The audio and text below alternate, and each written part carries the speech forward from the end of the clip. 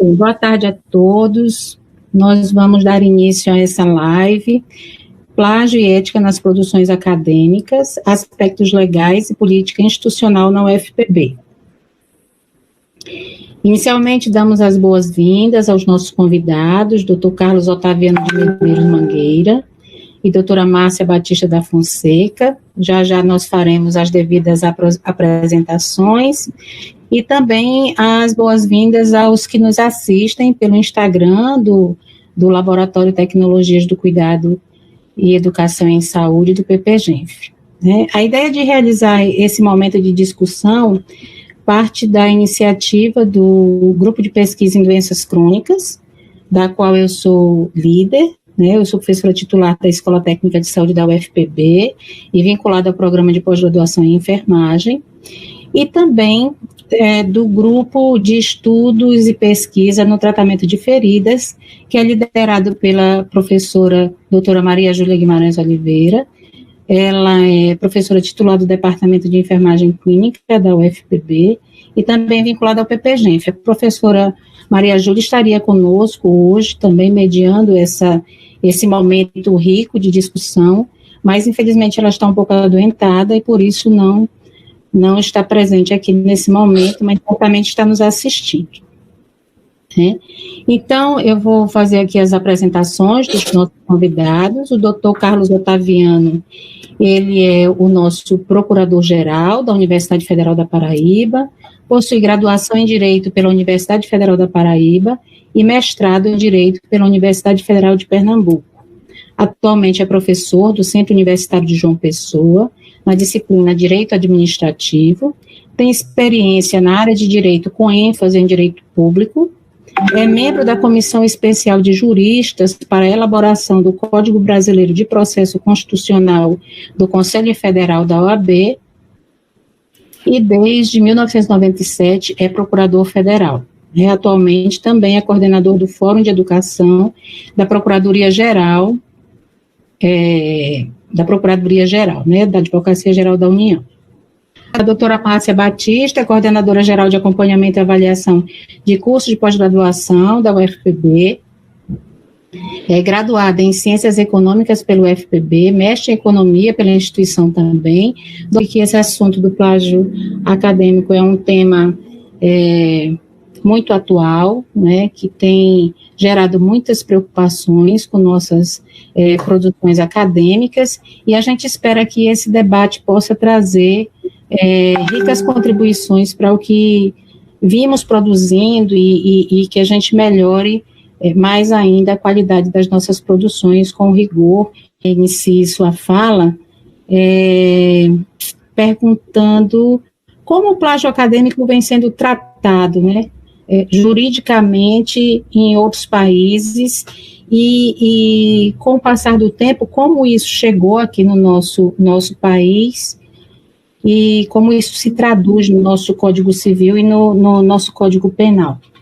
Boa tarde, doutor Carlos. Boa tarde, professora Simone, boa tarde, professora Márcia, boa tarde a todos. Em primeiro lugar, eu queria agradecer o convite da professora Simone, da professora Márcia, que foi quem me contactou pela primeira vez, para falar sobre que eu acho um dos temas mais interessantes e mais divertidos do direito. Eu acho não tem aqueles temas que você gosta de estudar, não tem aqueles temas que você lê com prazer. Esse é um. O nosso problema central ao estudar o direito de autor é tentar traçar os limites, as delimitações do exercício da atividade científica, da atividade acadêmica em relação ao que já existe. E mais precisamente em relação às obras de outros autores que já existem. Até que ponto nós podemos ir, até que ponto nós podemos fazer referências, até que ponto nós podemos fazer paráfrases, o que é considerado cópia aceita, ou o que é considerado reprodução, melhor do que cópia, o termo, o que é considerado reprodução aceita e o que não é no direito brasileiro. Eu vou tentar falar um pouco em termos gerais da legislação, a professora Márcia depois vai falar do que foi absorvido nessa legislação pela Universidade Federal da Paraíba, na resolução do ano passado, mas o que a gente tem que ter em mente, um primeiro aspecto, um aspecto relevantíssimo, é que o direito de autor é um direito que ele tem duas faces, ele tem um dúplice aspecto. Ele tem um aspecto patrimonial, que diz respeito aos proveitos econômicos de uma obra, que é inclusive o aspecto pelo qual foi criado o direito de autor lá no século XVI. Ele foi criado para proteger a propriedade, né? Os direitos de natureza civil, por tradição histórica, desde o direito romano, eles têm uma preocupação central com o tema da propriedade. Então, a propriedade ela tem uma centralidade nos direitos de natureza civil, e não podia ser diferente com o direito de autor. O direito de autor foi criado para proteger esses frutos econômicos da autoria de obras artísticas, de obras literárias e assim por diante, ou da reprodução dessas obras.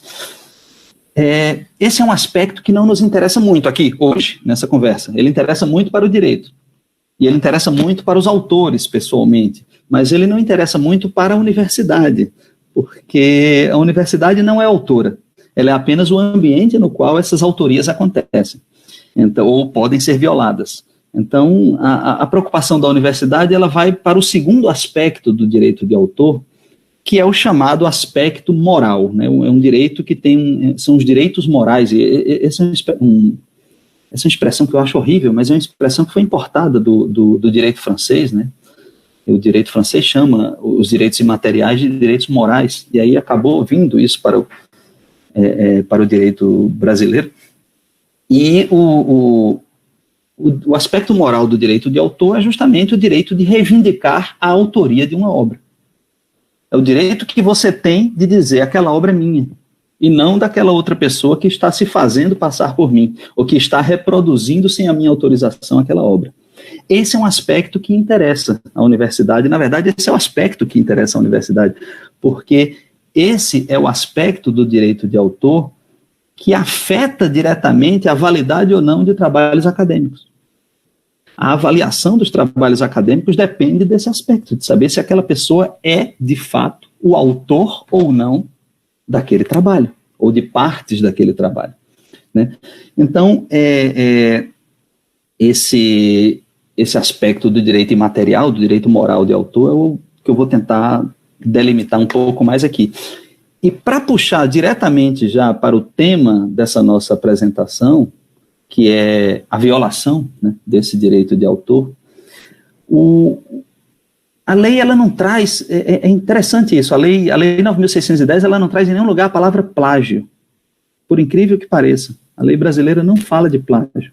Ela traz um ilícito chamado contrafação, no sentido geral, lá no artigo 5º, que é o seguinte: a reprodução por qualquer meio a reprodução não autorizada de uma obra por qualquer meio. É isso que está na lei. Quando você reproduz por qualquer meio, sem autorização do autor, uma obra, você pratica um ilícito que está lá na lei considerado como contrafação. Essa contrafação, ela tem, a maioria dos que estudam o assunto, eles conseguem distinguir 3 espécies de contrafação. Uma primeira espécie que diz respeito àquele aspecto patrimonial do direito de autor, que é a mera reprodução para fins de comércio não autorizada de uma obra. E aí sem a questão da omissão da autoria. É a mera reprodução. E isso se chama pirataria. Isso é a pirataria pura e simples. É quando você reproduz, por exemplo, um livro, é quando você reproduz uma mídia qualquer, um DVD, um CD, etc. e tal, sem a omissão do autor, até porque, nesse caso, o nome do autor geralmente interessa muito, né, para a comercialização da obra, mas você reproduz aquilo sem autorização do autor.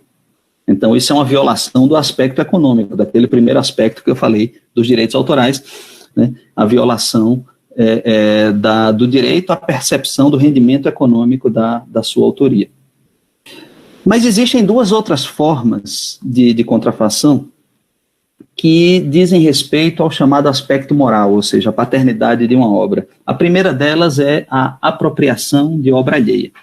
A apropriação de obra alheia é a apropriação não dissimulada de uma obra.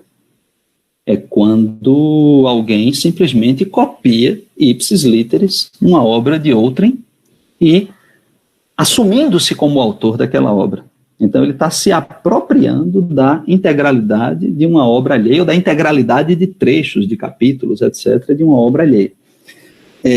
Isso é um ilícito previsto lá na lei, né? Isso me lembra muito um conto de Jorge Luis Borges, que se chama Pierre Menard, o autor do Quixote, que é um conto sensacional, recomendo a todos, curtinho, está naquele livro As Ficções, no qual ele descreve um personagem, um escritor francês chamado Pierre Menard, que 300 anos depois resolve escrever um novo Dom Quixote. Só que o novo Dom Quixote dele é a cópia literal do Dom Quixote de Cervantes, né? E aí tem toda uma discussão sobre as linguagens e as metalinguagens, o contexto sobre o texto e assim por diante. É fascinante o conto, mas nos leva, do ponto de vista jurídico, a pensar nisso, na apropriação, no ilícito de apropriação de obra alheia, que é quando você simplesmente se apropria de uma obra de outra e reproduz. E a terceira forma de contrafação, que é a mais sutil de todas, e é a que nos preocupa mais, é o plágio. Né? Que o plágio é justamente a apropriação dissimulada de uma obra alheia.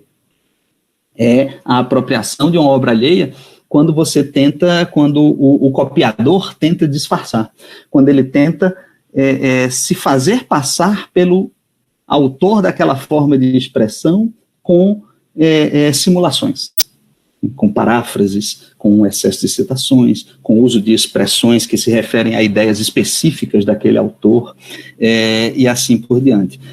Portanto, o plágio é isso. O plágio é a cópia dissimulada da exteriorização de uma obra alheia por alguém que se faz passar por seu autor, né?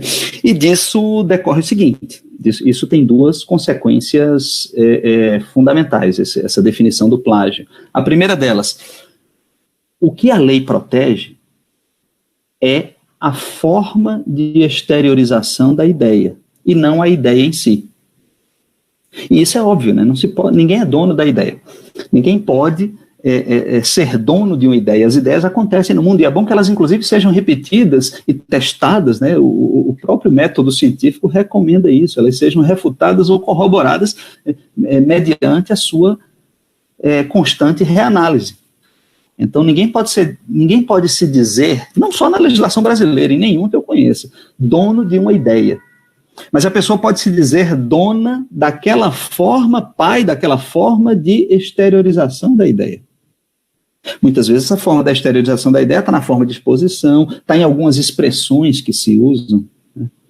E aí, quando você se refere àquela expressão naquele contexto, se referindo àquele conceito, àquela ideia específica, você está violando a lei de direitos autorais, porque você precisa fazer referência, né?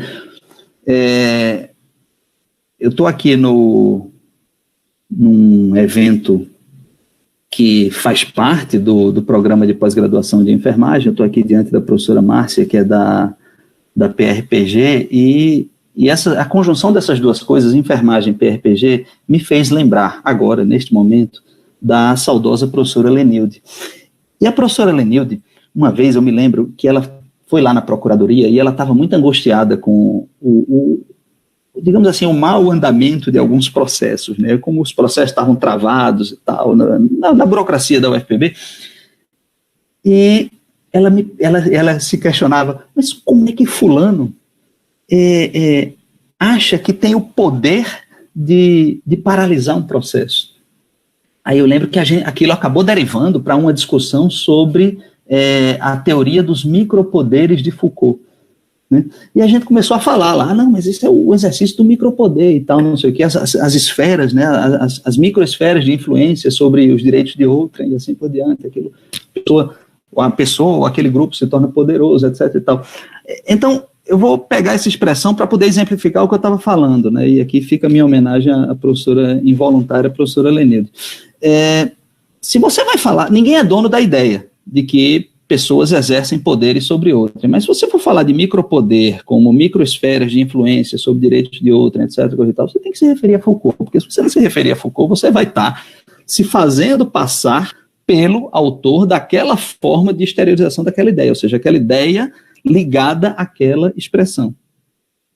Aquela ideia ligada àquela expressão, ela tem um pai, que foi Michel Foucault, e não fui eu, ou foi a professora Helenilde, ou foi nenhum de nós. Né? Então, a dificuldade do plágio como conceito, ela está exatamente aí. Ele não protege as ideias, protege as formas de exteriorização dessas ideias, que podem ser por palavras, por expressões, pela estrutura de exposição do pensamento e assim por diante.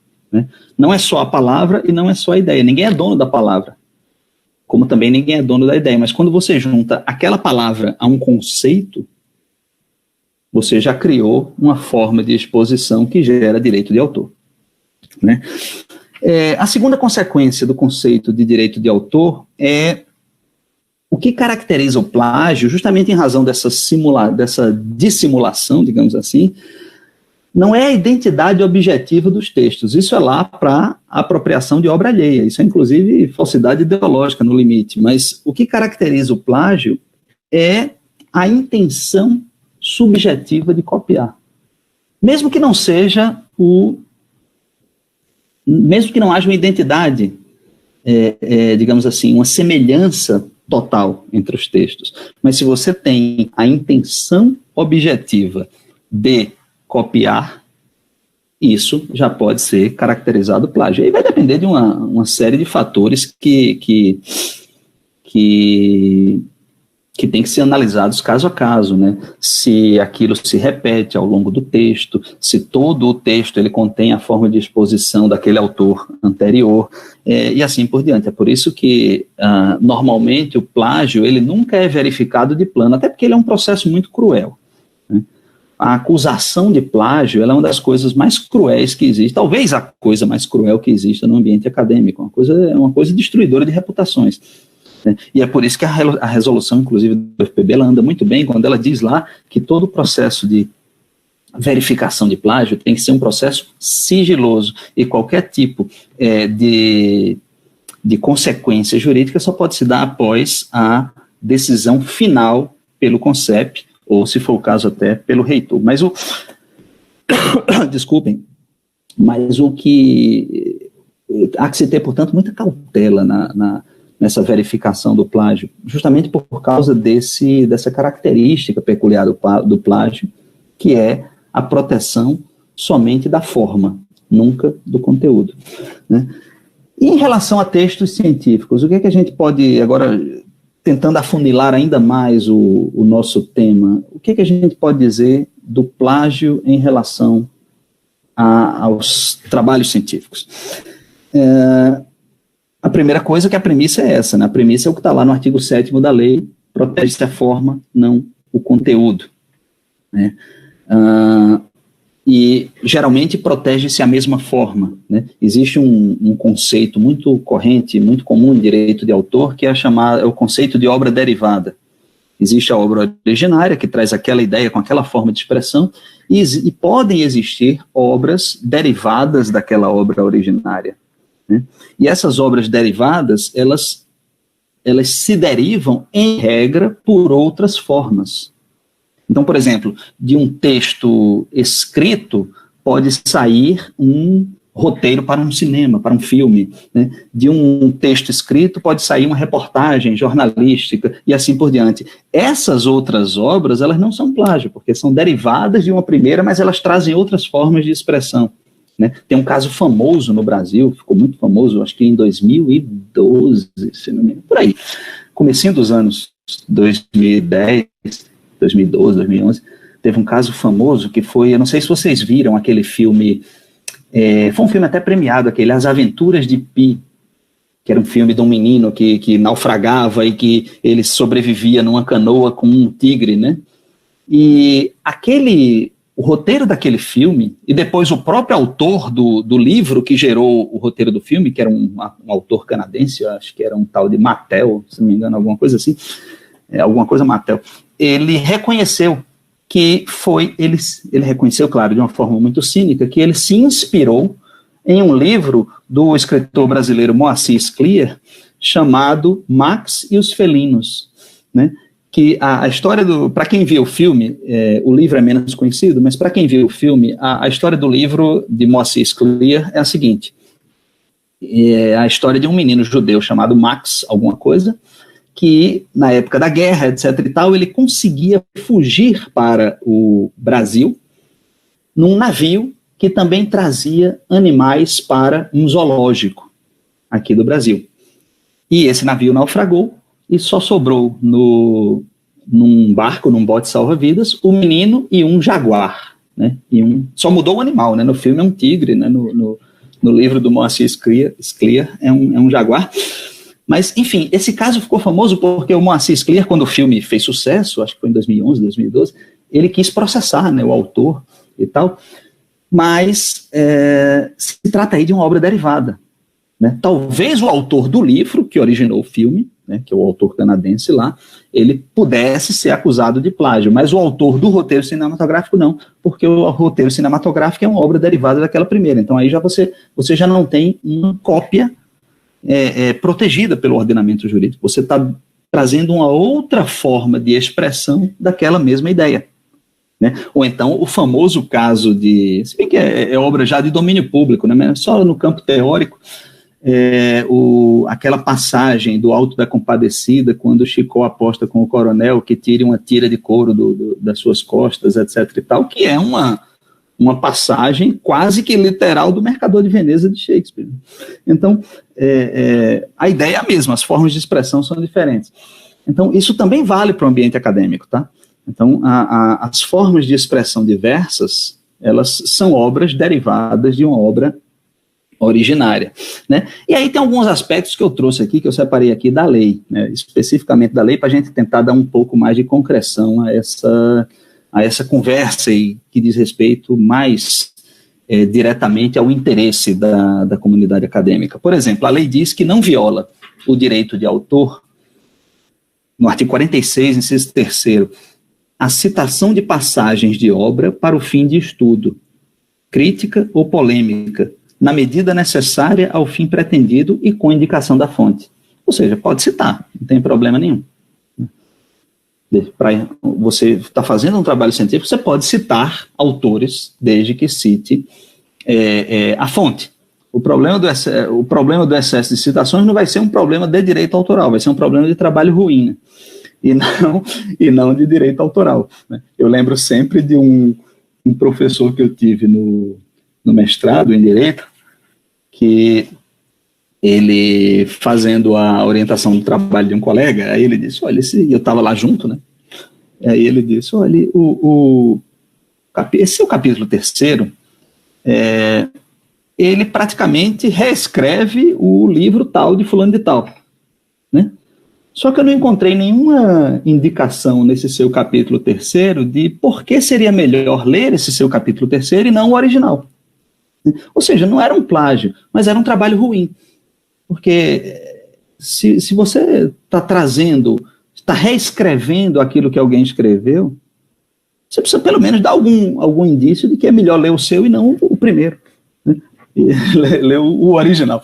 Então, esse não é um problema, digamos assim, necessariamente jurídico, mas é um problema de avaliação acadêmica. Tanto é assim que está ressaltado no artigo 46, inciso 3º da lei. Não viola o direito de autor a citação de passagens de obra para fim de estudo. Agora, aí vem uma questão de proporcionalidade, né? Na medida necessária ao fim pretendido. E aí a comissão que for analisar esse plágio, ela vai ter que dosar isso, né? Esse é um daqueles pontos que a gente constata que o direito não tem uma resposta concreta, né? Vai ter que ser avaliado caso a caso, vai ter que ser verificado, né? Se aquele número de citações, ainda que com indicação da fonte, ele foi na medida necessária ou não, né? Se ele rompeu a fronteira da medida necessária para aquele estudo, ou se ele já está se apropriando da obra alheia. Mas não é plágio, porque o plágio envolve a dissimulação. O plágio sempre é alguém fazendo-se passar pelo autor e não se apropriando da obra alheia, como eu falei lá no começo, né? A lei também traz, no artigo 47, um dispositivo muito interessante que diz que não violam as leis autorais as paráfrases e paródias que não forem verdadeiras reproduções da obra originária. Então, também a mesma coisa das citações literais. Pode haver paráfrase, pode-se parafrasear as obras de outrem, mas também com senso de proporcionalidade, né? E, igualmente, não viola a lei, e esse é um assunto que interessa mais diretamente aos docentes, né? Está lá no artigo 46, inciso 4º da Lei 9.610, não viola a lei o apanhado, a linguagem, pessoal, não é minha, tá? Essa linguagem é a linguagem do direito civil brasileiro, que é uma linguagem que, digamos assim, se perdeu no século XIX. Mas, enfim, dá para entender o que está lá. Eles dizem, não viola a lei o apanhado de lições em estabelecimentos de ensino. Ou seja, você pode sim citar autores, se referir a obras alheias para fins de educação, para fins de docência. Ou seja, na atividade de ensino você pode se referir livremente às obras de terceiros, desde que não as reproduza. Então, isso também não viola nenhum tipo de direito de autor. Então, assim, eu vou parar por aqui agora, né? Teria muito mais coisa para a gente poder conversar sobre a lei de direitos autorais, mas o que eu queria que ficasse, digamos assim, acordado entre todos da comunidade universitária é isso, é que a universidade, o direito de autor, ele tem dois aspectos, um aspecto patrimonial que interessa ao autor, um aspecto moral ou imaterial, digamos assim, que é o aspecto que diz respeito ao direito de ser autor e não a direitos econômicos, que é um aspecto que interessa à universidade, porque se alguém reivindica a autoria de uma obra que é de outrem, e isso vem a ser declarado pela universidade ou declarado por uma decisão judicial, não importa, né?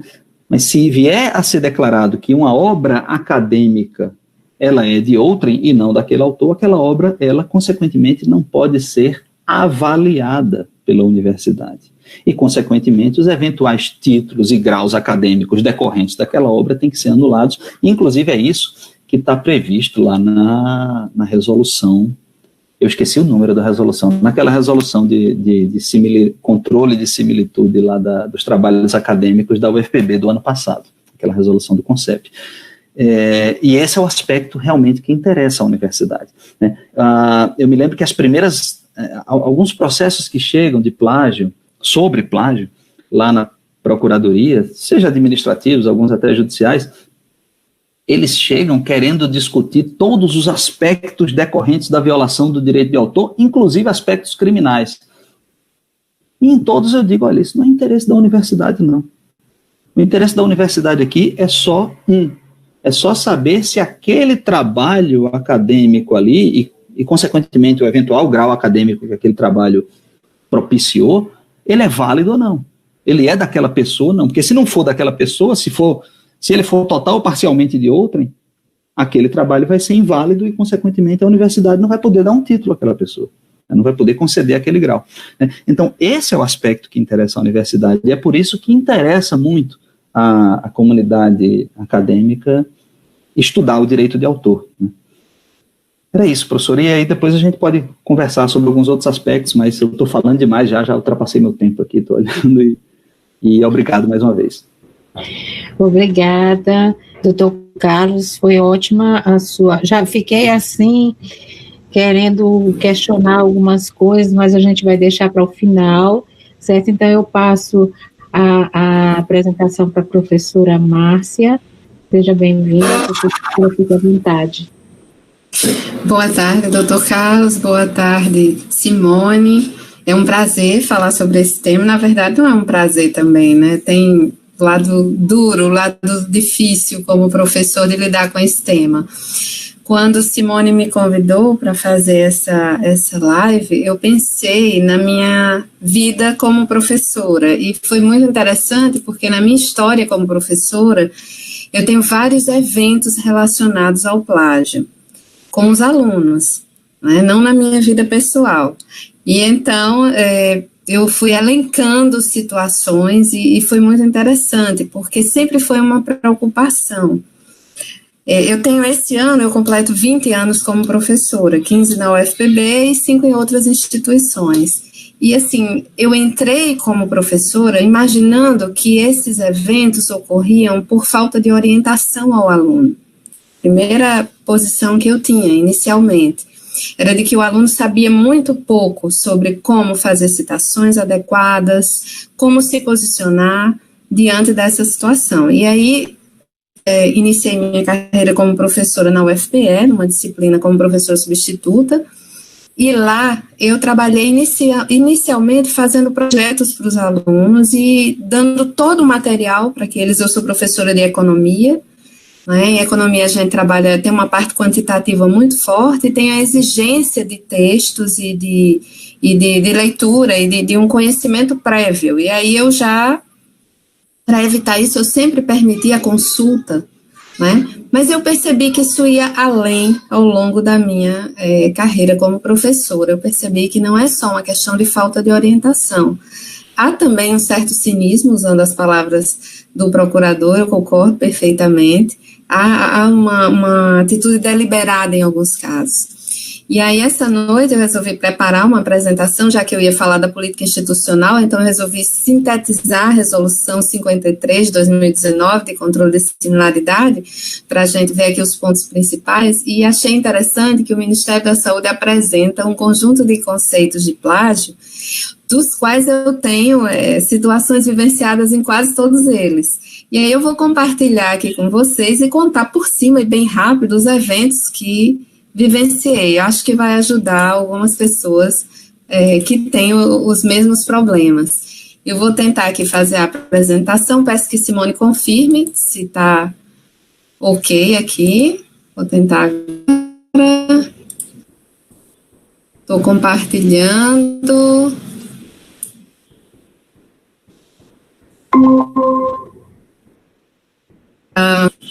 Simone? Está iniciando. Está ok. Apresentando agora, Mari. Então, essa definição, esse conjunto de definições de plágio é dado pelo Ministério da Saúde. Eles têm uma cartilha muito interessante sobre plágio, e como eu não sou da área do direito, eu não fui buscar os códigos, obviamente, eu já sabia que o procurador estaria conosco e essa parte ficaria com ele. Mas eu gostei dessas definições por causa da minha história pessoal, que é isso que eu vou relatar para vocês, né? Eles fazem um conjunto de definições que separam o plágio em partes, né? E aí eu até elenquei aqui que foram experiências negativas que eu tive como professora, embora sempre tivesse adotado uma política de permissão à consulta e de liberação ao aluno a sua criatividade. E sempre nas disciplinas em que ministrei, procurei ensinar como fazer citações e como usar a obra de outrem, mas os eventos estranhos aconteceram, né? Por exemplo, essa situação de plágio direto, que seria a cópia literal do texto original, sem referência de um autor, e sem indicar que é uma citação. Em 2014, eu participei de uma banca de mestrado na UFPB, e eu fui convidada para uma área que não era a minha, mas nessa área eles utilizavam de economia. E o aluno que estava sendo avaliado, ele utilizou 10 páginas do trabalho dele, literalmente 10 páginas copiadas de um livro que eu usava na disciplina de Economia do Meio Ambiente. Eu não acreditei quando eu vi essa situação. Eu tentei antes de ir até a defesa, mas eu não pude. A orientadora, na época, não teve como me encontrar e a situação foi resolvida na banca. Foi um choque porque é inacreditável como que alguém copia 10 páginas de um trabalho de uma outra pessoa, sem citar em nenhum momento, literalmente não havia sequer a maquiagem. Né? Então, esse momento foi muito difícil de enfrentar, os professores ficaram chocados e o aluno confessou que não tinha domínio e resolveu copiar e jamais imaginou que alguém soubesse, já que não era a área dos professores da banca, exceto eu, né? Que estava lá e que conhecia o livro e dava aula dentro do livro, né?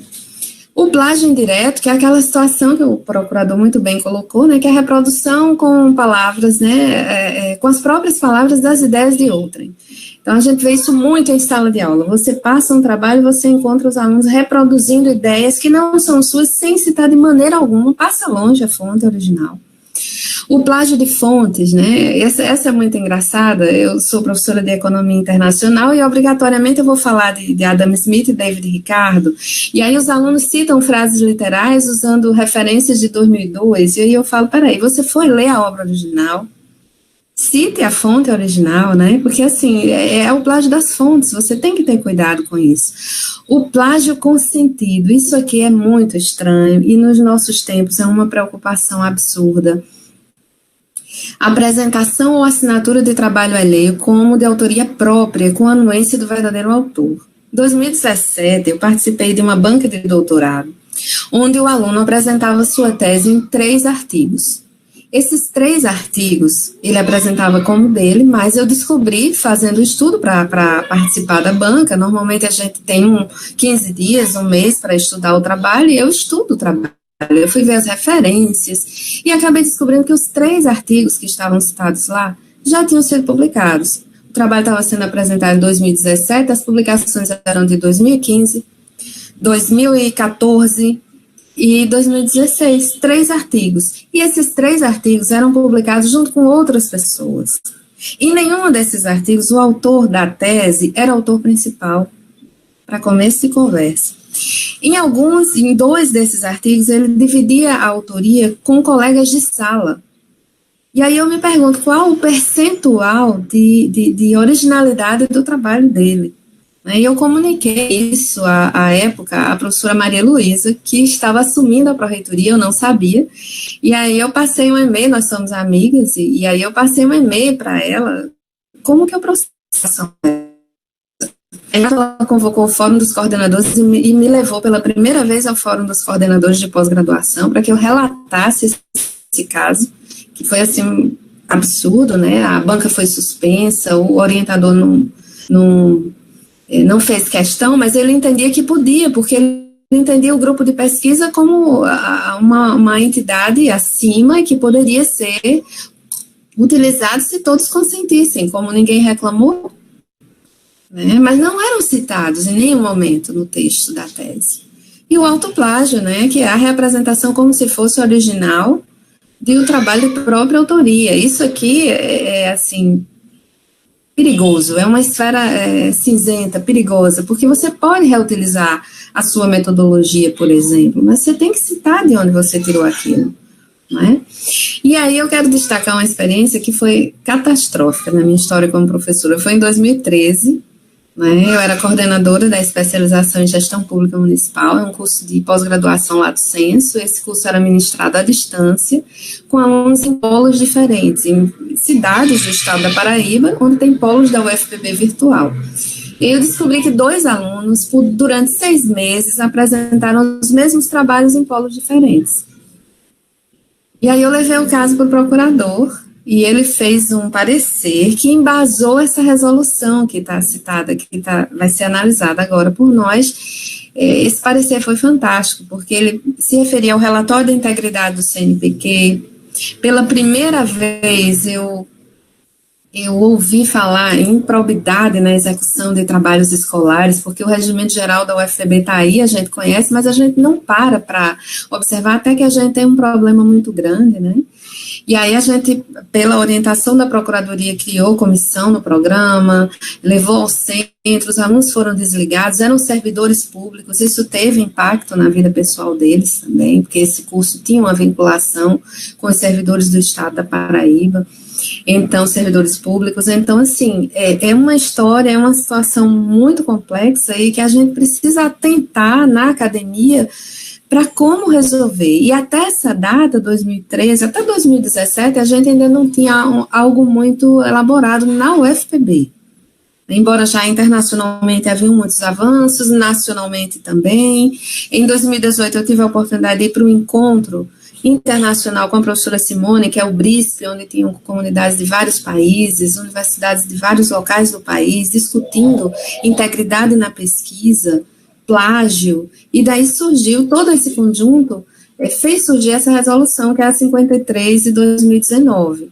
E aí a gente trabalha com a ideia de plágio acadêmico, né? Não é o plágio, o procurador já explicou, não, a gente tem outras esferas, a gente vai trabalhar dentro da academia. E aí, o conceito que é dado para plágio acadêmico na resolução refere-se à má conduta acadêmica, que consiste na apropriação indevida da propriedade de outrem, sem o devido crédito à fonte. Poderá ocorrer em qualquer trabalho acadêmico científico, produzido, apresentado e publicado por docente, discente ou egresso, durante as atividades regulares de um curso de pós-graduação estrito sensu ou lato sensu. Vale salientar que essa resolução foi pensada para a pós-graduação. Aí dentro dela, qual foi a estratégia para o combate ao plágio, né? A ideia era combater o plágio através de procedimentos de prevenção, detecção e punição. E aí a ideia é o seguinte: no momento em que é denunciado um trabalho, seja numa banca, ou seja previamente a uma banca, a orientação é que o programa de pós-graduação crie uma comissão de integridade de pesquisa, formada por professores do programa, renovada a cada ano. Pode ser reconduzida em mais um ano, mas a ideia é que seja oxigenada, essa comissão sempre esteja se renovando, e aí seja estudado aquele caso. E seja estudado como? Através de softwares que permitem avaliar a quantidade de similaridade, né? E aí essa comissão, ela deve fornecer um relatório para o programa de pós-graduação, confirmando se a similaridade detectada ela é permitida ou não. Se ela não for permitida e o autor se considera vítima, ele não aceita aquele resultado, é possível que essa discussão vá para o centro. E o centro, ele vai criar uma comissão específica para fazer essa análise. Se no centro, normalmente o trabalho for avaliado como uma situação de plágio acadêmico, e o autor se considerar injustiçado, isso pode seguir até o CONCEP. E o CONCEP deve criar uma comissão, chama Comissão de Integridade em Pesquisas Acadêmicas, a CIPESC. Essa comissão deve ser formada por membros de programas diferentes dentro da UFPB para avaliar e para dar uma posição final que deverá ser votada e analisada pelos membros do Conselho. E esse controle de similaridade, como é que é feito? Hoje, na Pró-Reitoria de Pós-Graduação, há 3 anos, na verdade, nós já estamos utilizando o Authenticate da Turnitin, que é um software de controle de similaridade, que ele é utilizado, foi lançado em 2004 e é o mais utilizado no mundo hoje. Nós já fizemos treinamento com todos os professores vinculados a programas de pós-graduação estrito sensu. Estamos viabilizando também a participação de professores do lato sensu, para que esses professores possam fazer esse controle de similaridade dos trabalhos. E aí eu tirei aqui um print da tela do programa para a gente ver, isso aqui é do meu acesso, porque cada professor tem o seu acesso, embora eu seja administradora do programa, mas os professores de pós-graduação, eles têm semelhante acesso. Né? Aqui tem 2 trabalhos que eu avaliei há um tempo atrás, né? Então, no primeiro, eu estou com a imagem um pouco distante, para vocês não irem muito perto do que está ali, para não detectarem os alunos de repente, mas assim, no primeiro a gente encontra 43% de similaridade. Será que isso é plágio? Não. É preciso observar a área, é preciso observar o relatório. O relatório por si só, ele não vai dar essa análise para o professor tem que analisar isso paulatinamente, porque apesar do programa ter filtros, por exemplo, na área de direito, é comum que a similaridade dê em torno de 40% nos trabalhos, por causa das citações a leis. Não pode ser diferente. Já na matemática, é comum que a similaridade seja baixíssima. Você vai usar fórmulas, vai usar equações e vai encontrar resultados normalmente diferentes uns dos outros. Então, além disso, o programa ele permite o quê? Aqui uma ideia, né? Cada ponto que está circulado, que está marcado, que está um pouco mais realçado, ele vai mostrando quantos por cento de similaridade dessa frase ser encontrada em outros trabalhos. E aí é preciso que o professor ou a equipe perca tempo realmente lendo para observar se houve citação ou se não houve. Mas se a citação foi correta, se não foi correta, até que se chegue à conclusão de que aquilo é ou não plágio acadêmico. O objetivo desse software é controlar e permitir que o professor tenha uma visibilidade maior do grau de similaridade que o trabalho tem com outros trabalhos, né? Então, em resumo, o relatório oferecido pelo software, ele não determina a ocorrência de plágio. O docente, verificados os indícios, deve orientar o procedimento para correção do texto a priori, a ideia não é punir imediatamente, visibilizar a apuração ou ocorrência de similaridade irregular e encaminhar a CIP do programa esse resultado observado. Já a CIPESC, que é a última comissão onde os trabalhos chegam, né, ela tem também objetivos interessantes de uma política de prevenção, né, devem ser criados, como a resolução é muito nova, muita coisa ainda não foi feita, mas há planos de se fazer ações preventivas e educativas. Esse passo que a professora Simone e a equipe do programa de enfermagem estão dando é extremamente importante para que a gente possa esclarecer determinadas facetas sobre o tema que muitos não têm conhecimento. Né? Então, ações preventivas, né? Discutir o que é ética acadêmica com vistas a evitar plágio, né? A questão dos grupos de pesquisa, dos trabalhos feitos em grupos de pesquisa, esse é um melindre muito grande hoje em dia. A gente precisa observar até onde vai a participação de cada um, se isso pode ser citado num conjunto, né? Algumas áreas hoje citam todos os membros, por exemplo, o pessoal da biologia, né? O pessoal da medicina, eles citam trabalhos com um grande número de membros, porque aquilo é feito em grupos de pesquisa, né? A similaridade tolerada, em cada área pode ter um grau de similaridade tolerado, precisam entender isso, né? Como são encontrados esses indícios de plágio e assegurar o princípio do contraditório e da ampla defesa aos denunciados, né? Porque pode haver, sim, erro da comissão, você precisa provar. Uma coisa é dizer que um trabalho tem plágio, outra coisa é provar que realmente foi encontrado plágio ali. E a análise do processo formal de denúncia, essa frase já foi citada pelo procurador, eu vou repetir porque também considero ela muito importante. A análise do processo formal de denúncia de indício de plágio acadêmico deverá ocorrer com o maior grau de confidencialidade em respeito à reputação dos investigados e ao seu direito de presunção à inocência. Já na coordenação de programas de pós-graduação da UFPB, a gente vivenciou vários casos de denúncia de plágio em que não era plágio, que a comissão detectou que a situação não configurava plágio, e sim erro de citação, né?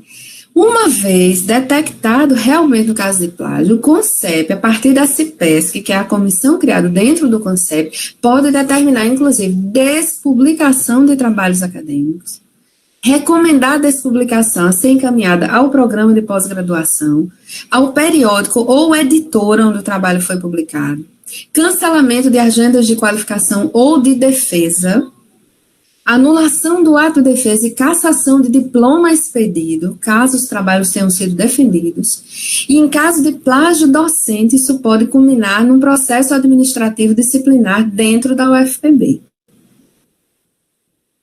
Muitíssimo obrigada. Encerro aqui a minha fala. Nossa, que brilhante apresentação. Parabéns, professora Márcia. A gente termina assim com os cabelos em pé, não é? Nós somos docentes do tamanho da responsabilidade que nós temos.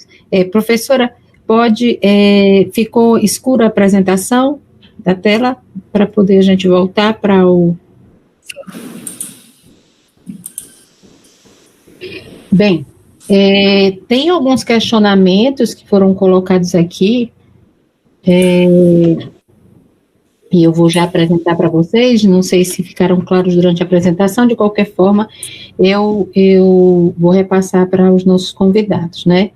Então, uma coisa, assim, bem interessante que o doutor Carlos colocou no início da sua apresentação é a diferenciação das medidas que são cabíveis a um campo ou outro, né? Então, especificamente institucionalmente, enquanto academia, nos vai interessar as implicações acadêmicas resultantes do plágio. Então, nós não vamos além disso, né? Outro tipo de consequência dessa atitude serão tomadas medidas outras, né, civis ou penais, que já aí percorrerão um outro caminho, mas também que se utilizarão dos resultados do que foi avaliado academicamente, não é isso? Então, um indivíduo que comete um plágio detectado e comprovado a partir, no caso da UFPB, das comissões que são instituídas, tanto em nível dos programas de pós-graduação, como nos conselhos de centro, como a nível de CONCEP, disso vai resultar um relatório nos casos mais graves. E certamente isso vai servir de elemento para as ações que forem efetivadas, né, civis ou criminais. Não é isso, doutor Otávio?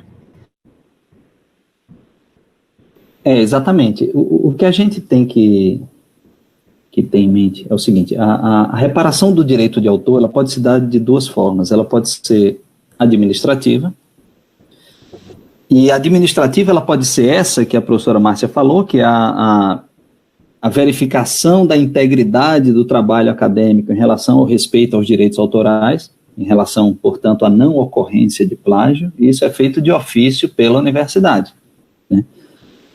Mas ela pode se dar administrativamente também, é raro, mas acontece, por provocação do autor, né? Eu já peguei uns 3 ou 4 casos na procuradoria de pedidos dos autores das obras que descobriram que determinado trabalho acadêmico os citava indevidamente ou se eram cópias dos seus trabalhos e que esses autores dos trabalhos acadêmicos se faziam passar pelos autores originários. E isso, alguns foram direto para a procuradoria, acho que teve uns outros 2 que foram para a ouvidoria da universidade, enfim. Mas, uma vez chegando isso na universidade, a universidade, ela mediante essa provocação do autor, também é obrigada a corrigir, né, a verificar e, se for o caso, corrigir a autoria do trabalho. E aí, corrigindo a autoria do trabalho com todas aquelas consequências acadêmicas que a professora Márcia falou de não possibilidade de avaliação, né, do trabalho. E essa correção do direito de autor, ela também pode ser judicial, tá? Agora, judicial, ela é sempre de iniciativa do autor, nunca da universidade. A universidade, ela não tem legitimidade judicial para entrar e reivindicar o direito do autor, que é um terceiro. Uhum. O interesse da universidade, como a professora Simone falou, é um interesse meramente acadêmico, é um interesse em relação à integridade dos trabalhos acadêmicos que são feitos no ambiente da UFPB. Então, mas essa reivindicação de direitos de autor judicial, que ela pode se dar nos 2 aspectos, ela pode ser uma reivindicação de indenização, né, e ela pode ser também uma reivindicação de correção ou de recolhimento da obra, né, ou de correção da autoria. Nesse segundo caso, se houver uma declaração de que aquela obra não é uma declaração judicial, isso é raríssimo, isso eu só vi uma vez, né, uma declaração judicial de que aquela obra ela não é daquele autor, também nesse caso a universidade vai estar obrigada a desencadear todo esse processo para eventual cassação de diploma, de grau, de avaliação que foi feita em relação àquele trabalho que teve uma declaração judicial dizendo que a autoria é de outrem. Então, existem essas formas todas, mas aquilo que faz parte da vida, do dia a dia da universidade, é justamente aquilo que foi, digamos assim, condensado na resolução. É a verificação acadêmica que a universidade faz em relação aos trabalhos dos seus discentes. Basicamente é isso. Ok, então nós temos aqui algumas perguntas do Reinaldo Lucena. Ele pergunta: plágio é só quando gera benefícios diretos e financeiros? Ou quando se apropria do texto de outrem sem a devida citação ou crédito para o autor? Eu acredito que isso já foi falado, não é? Não sei se o professor ou se o doutor Otávio quer... Na verdade, o plágio, ele é principalmente em relação ao aspecto não financeiro. O plágio vamos comparar com o direito de família, né? O plágio, ele é um direito de paternidade ou de maternidade de uma obra. E aí é o direito e vem daí decorrente o direito de reivindicação daquela paternidade ou daquela maternidade. Se alguém diz que que o seu filho é dele, não é seu. E aí você vai ter que reivindicar isso com todas as consequências jurídicas de invalidação e eventual até indenização financeira. Mas o cerne do direito de autor é o direito de paternidade da obra, e o cerne do conceito de plágio é a violação desse direito de paternidade, ou seja, alguém se fazendo passar por autor sem sê-lo. Essa é a ideia central. Pois é, e eu acho que uma coisa também que deixa as pessoas confusas é o seguinte, eu construí o meu relatório acadêmico, seja uma dissertação, seja uma tese, seja, enfim, o relatório de uma especialização, e você quando vai avaliar essa obra, como a professora Márcia falou, você vê que existem recortes, né, de muitas fontes, e que mesmo elas estando citadas, né, na realidade o trabalho ele se configura como um mosaico de recorte e colagem, de textos que não foram criados por você, né? E aí é um outro aspecto, embora você esteja dando crédito a quem efetivamente escreveu aqueles trechos, ainda assim o seu produto é de má qualidade, porque não existe você no seu produto. Essa é a grande questão. Aí a fragilidade acadêmica. Quer dizer, um produto, um relatório, um artigo, uma tese, uma dissertação, ela não pode ser produzida a partir de recortes e colagens do que outras pessoas produziram, né? Esse título acaba não tendo sentido. Então, embora você cite, mas enfim, não é um produto de boa qualidade. Temos aqui a pergunta de Tiago Almeida. A adoção de uma metodologia, mesmo com a citação, deixando claro o desenvolvedor dessa metodologia dentro de um trabalho, será plágio? É para o professor Carlos. Tá, eu vou só localizar aqui, mas a lei de 9.610, ela traz no artigo 8º, hipóteses que não são objeto de proteção como direitos autorais. E logo no primeiro inciso desse artigo 8º, tem lá dizendo que não são objeto de proteção como direitos autorais, na lei brasileira, as ideias, aquilo que eu falei lá na minha apresentação, né, os procedimentos normativos, os sistemas, os métodos, os projetos ou conceitos matemáticos como tais. Então, isso não é... E aí vem a seguir, né, várias outras hipóteses, esquemas, planos ou regras para realizar estudos, formulários em branco para serem preenchidos com qualquer tipo de informação científica ou não e suas instruções, textos normativos, né, ninguém pode ser autor de norma, né, da resolução, de uma resolução, por exemplo, ou de uma lei. Demais atos oficiais, né? Então, por exemplo, eu não posso ser autor, reivindicar direito de autoria dos pareceres que eu faço lá na Procuradoria da Universidade, porque isso é um ato administrativo, é um ato que pertence à administração pública federal, ao UFPB. Informações de uso comum, tais como calendários, agendas, cadastros ou legendas, nomes e títulos isolados, desvinculados das ideias, né? E o aproveitamento industrial ou comercial das ideias contidas nas obras, porque isso aí vai ser protegido por outra lei, que é a lei de propriedade industrial.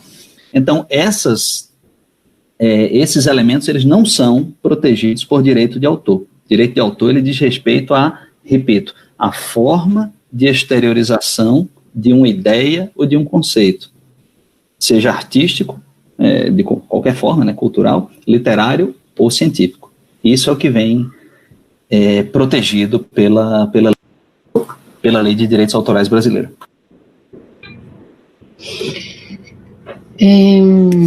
Deixa eu ver se meu microfone está aberto. Tá. Bem, professora Márcia, é possível plágio de si mesmo?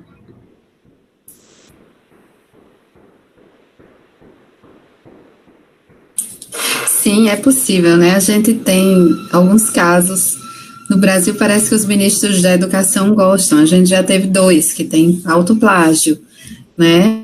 Mas a resolução, ela mostra que não é autoplágio. Por exemplo, metodologia, citando esse caso anterior, né? Se você utiliza uma metodologia durante a construção da sua tese, e aí você reproduz essa metodologia em outros trabalhos, mas você especifica que essa metodologia ela foi elaborada na construção da sua tese, deixa isso claro, isso não é autoplágio. Você ampliar um trabalho que você já fez, você ampliar esse trabalho, você, por exemplo, ampliar essa metodologia que você produziu e você acrescentar novas variáveis e reutilizar, não é autoplágio. O autoplágio é aquela situação em que você simplesmente utiliza um mesmo trabalho. Uma das coisas interessantes que a gente tem hoje na academia é a questão da avaliação, já foi colocado aqui, avaliação da pós-graduação, e aí os professores, eles são instados a publicarem. A questão é que você não pode publicar, por exemplo, o mesmo trabalho em 5 revistas diferentes. No momento em que você publica um trabalho, você assina um termo de confidencialidade, onde você diz que aquele seu trabalho é original e que está sendo apresentado àquela revista. Então, o ex-ministro da Educação, Abraham Weintraub, tem no seu currículo, por exemplo, 2 artigos publicados em revistas diferentes, cujo conteúdo... Então, essa é uma situação de autoplágio que vem sendo estudada, né? A gente tem outros casos aqui no Brasil envolvendo autoridades. Então, é preciso ter cuidado do que você está fazendo. O trabalho é seu, foi você que escreveu. Agora, a disseminação desse trabalho é preciso que ela tenha um rigor, um cuidado, né? Agora, a ampliação de um trabalho, a utilização de uma mesma metodologia, a divisão, não é, do trabalho de tese, por exemplo. O trabalho de tese, em geral, ele permite que você apresente 3, 4 trabalhos, né, originados daquela tese que você fez. Isso não é autoplágio. Agora, você tem que identificar de onde surgiu aquilo. É isso. Eu posso só... Fique à vontade. Do ponto de vista jurídico, o autoplágio nem existe, tá, na legislação. E é até um pouco equívoco tratá-lo assim, mas é inevitável, porque é uma expressão que já se disseminou na linguagem coloquial brasileira, a expressão do autoplágio. Mas autoplágio, a rigor, é uma obra derivada, né? É uma segunda obra que você está fazendo sobre aquilo que você já disse. E como toda obra derivada, ela tem que ter autorização do autor da obra originária, o autoplágio ele é paradoxal porque você precisaria de autorização de você mesmo, né, para poder, digamos assim, reproduzir parte das ideias do que você já disse. Isso não é vedado por lei não, tá, pessoal? O que é vedado, e aí, tanto por lei, mas não expressamente pela lei de direitos autorais, mas por várias outras leis brasileiras que não vem ao caso tratar, e pelas normas da vida acadêmica, digamos assim, você repetir o que você já disse com vistas a palavra é forte, mas eu preciso dizê-la, com vistas a fraudar o sistema de avaliação, os sistemas de avaliação, né? Para o seu látice ficar maior, para você ser mais bem avaliado, para você ter progressões, promoções, não sei o quê, não sei o quê, não sei o quê, e você vai repetindo, como a professora Márcia disse, as formas de expressão das suas ideias em vários veículos diferentes, mas repetindo rigorosamente aquilo que você já disse antes. É claro que todo mundo tem que dizer o que já disse, né? Porque se você tiver que ter ideias inéditas a cada vez que você for fazer um trabalho, você vai enlouquecer, você não vai conseguir estudar nada, não vai conseguir se aprofundar em nada, né? E a própria lógica da pesquisa acadêmica, ela iria para o espaço, né? Ela ruiria com isso. Mas você não pode simplesmente ficar reproduzindo cópias daquilo que você já fez, né? Então, esse é o sentido do autoplágio, é você reproduzir cópias daquilo que você já fez. Você pode, como a professora Márcia bem falou, você pode desenvolver suas ideias anteriores, você pode trazer novos elementos daquelas ideias anteriores, você pode trazer até refutações futuras, suas mesmo, o pensamento vai evoluindo, aquelas suas ideias anteriores, e aí citá-las, né, e assim por diante. Nada disso é vedado, nada disso é proibido. Ao contrário, tudo isso é recomendado para que o o pensamento e a pesquisa se aperfeiçoem. Agora, você simplesmente reproduzir, como o exemplo que ela deu aí, de você pegar e publicar em várias revistas diferentes, né, publicar em vários lugares diferentes o mesmo trabalho, né, mudando às vezes um título, mudando às vezes uma coisinha ou outra e tal, mas a ideia e a forma de exteriorização da ideia serem rigorosamente as mesmas, isso pode não ser rigorosamente plágio pela Lei 9.610, mas isso é, nos termos do regimento da universidade ou de qualquer uma outra instituição de ensino brasileira, improbidade na realização de trabalho acadêmico, sem dúvida. É verdade, não se vai inventar a roda duas vezes, ela só foi inventada uma. Agora, existem diversos tipos de roda e diversas formas de utilização, na verdade. Agora, ela foi inventada naquela época por aquela situação, e é isso que a gente tem que referenciar. Bem, mais uma pergunta, e vocês fiquem livres aí para fazer suas colocações. Citações da Anne Caroline, não, Séfora Luana, desculpa. Citações colocadas como indiretas dentro do texto, mas na verdade seria citação de citação, uma vez que não foi na fonte original. Isso pode configurar um tipo de plágio?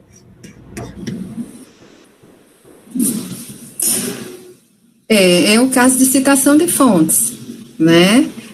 Aquela definição, aquele conjunto de definições que eu comecei apresentando e que é apresentado pelo Ministério da Saúde. Eu achei muito interessante. A citação de fontes é um caso de plágio. Se você está fazendo uma citação indireta a um autor, você deve você deve referenciar esse autor, mesmo utilizando o pensamento dele com as suas palavras. O pensamento não é seu, é dele, você está apresentando com suas palavras e você encontrou em tal local, então você deve referenciar. Agora, se você está citando um autor que você encontrou citado em outra fonte e você está citando aquele autor como se fosse lendo originalmente e apresentando originalmente, isso é uma situação que configura o que o Ministério da Saúde apresenta como plágio de fontes, né, que foi o caso de Adam Smith. E essa não é uma brincadeira, isso é real. Assim, eu encontro o Adam Smith citado em 2013, assim, como se fosse uma coisa natural.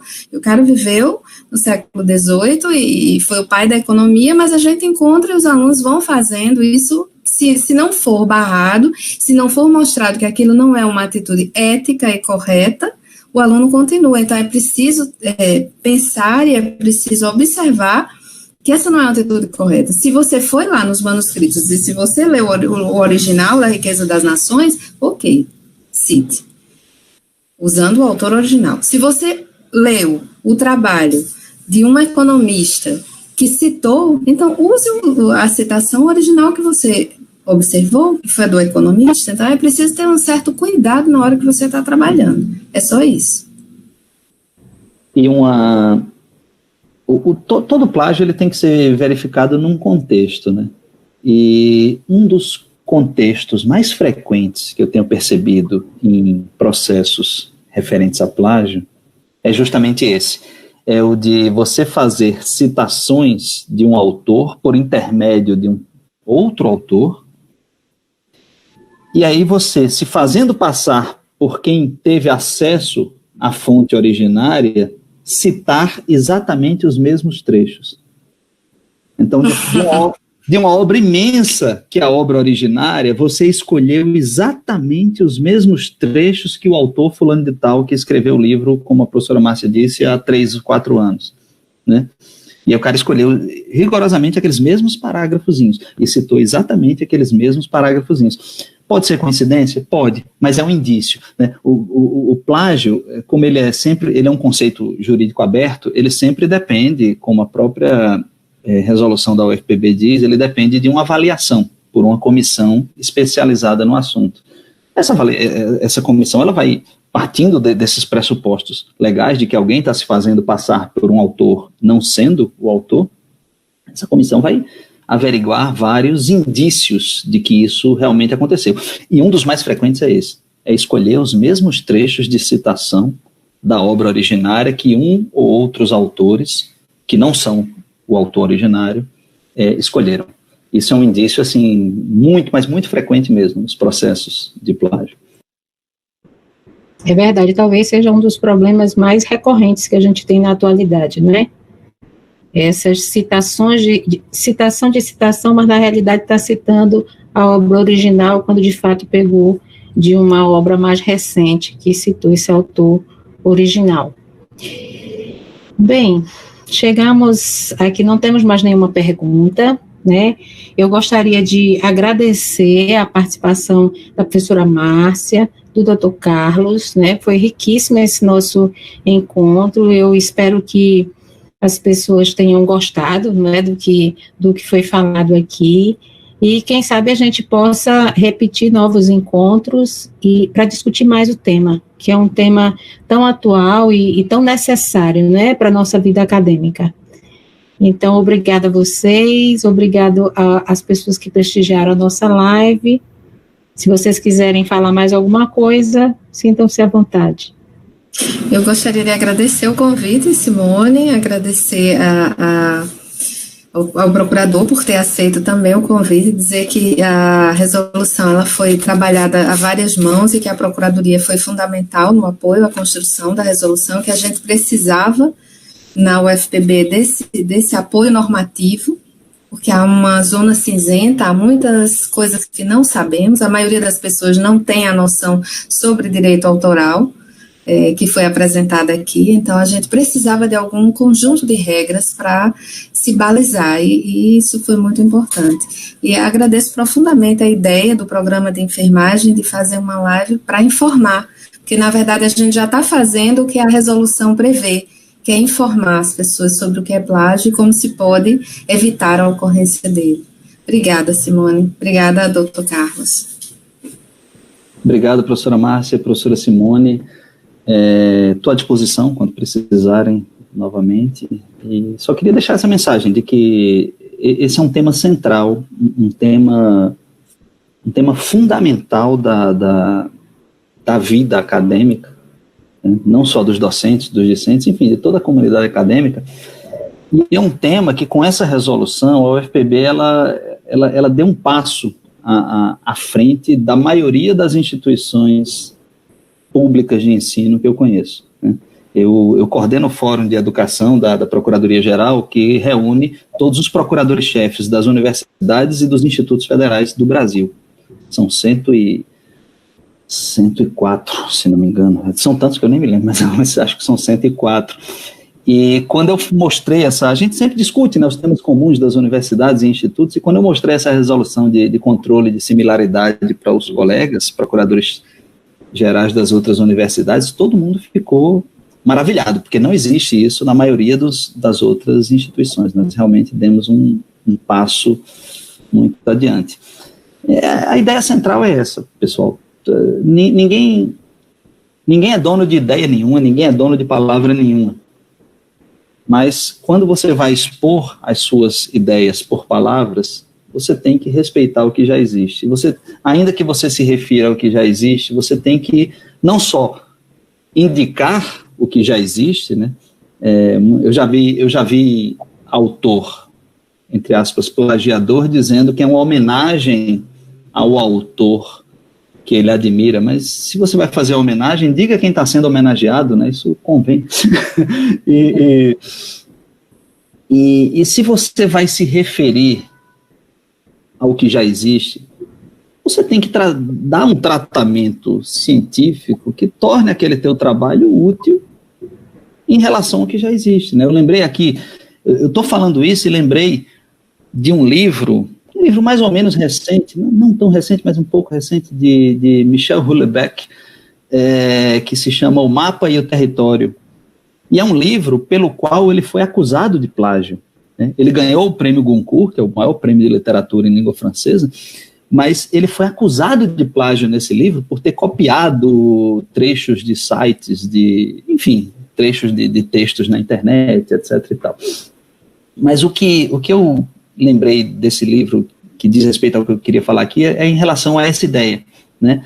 Quando você vai reproduzir uma ideia de alguém, você vai funcionar mais ou menos como um mapa funciona em relação ao território. Se o mapa ele não for útil para você transitar naquele território, ele não faz sentido. né?